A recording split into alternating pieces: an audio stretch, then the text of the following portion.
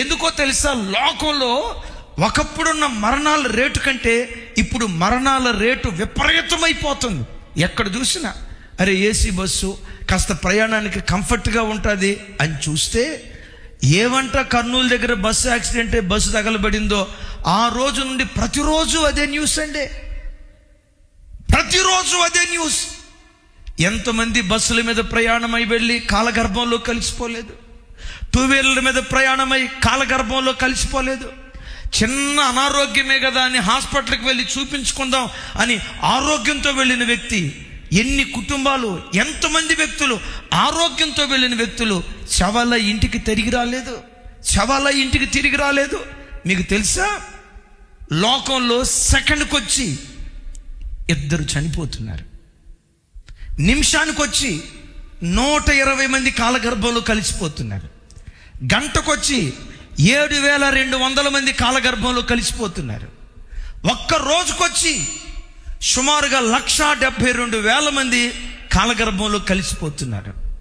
సంవత్సరానికి వచ్చి రమారమి 7 కోట్ల మంది, 7 కోట్లు.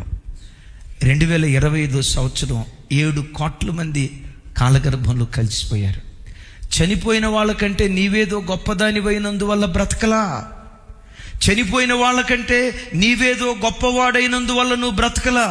నీవు నేను ఎందుకు బ్రతికేమో తెలుసా, నీ గొప్పతనాన్ని బట్టి కాదు, కానీ నీవు ఆరాధించే దేవుడు గొప్పవాడు గనుక.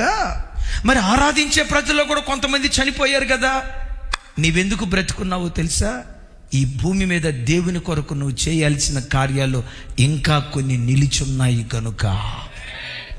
నీ ద్వారా దేవుడు జరిగించాలని ఆశపడిన కార్యాలు కొన్ని ఉన్నాయి, సాక్షార్థంగా నేను నిలవబెట్టాల్సిన కొన్ని కార్యాలు ఉన్నాయి. నిన్ను నన్ను ఎందుకు దేవుడు బ్రతికించాడో తెలుసా, 2026 నీ ద్వారా ఓ ప్రత్యేకమైన కార్యం జరిగించాలని దేవుడు ఉద్దేశించాడు. నీ ద్వారా ఓ ప్రత్యేకమైన కార్యం జరగాలని దేవుడు ఉద్దేశించి మరణాపాయపు స్థితిలో నుంచి దేవుడు తప్పించి నూతన సంవత్సరాన్ని దయాకిరీటంగా దేవుడు అనుగ్రహిస్తాడు. ఏ సంవత్సరం పొందనంత వృద్ధి 2026లో నువ్వు పొందుకొందువుగాక. ఏ సంవత్సరం అనుభవించని ఆత్మీయ స్థితి 2026లో నీవు నీ కుటుంబం అనుభవించినట్లుగా దేవుడు కృప చూపించునుగాక. నా ప్రభు బిడ్డలారా, ఈ 2025 సంవత్సరం అంతా నా దేవుని హస్తమే నిన్ను తప్పిస్తూ వచ్చింది. మరో నూతన సంవత్సరం నీ తల మీద దయా కిరీటం పెడుతుంది కూడా నీ దేవుని హస్తం అని చెప్పటంలో లేశమైన సందేహం లేదు.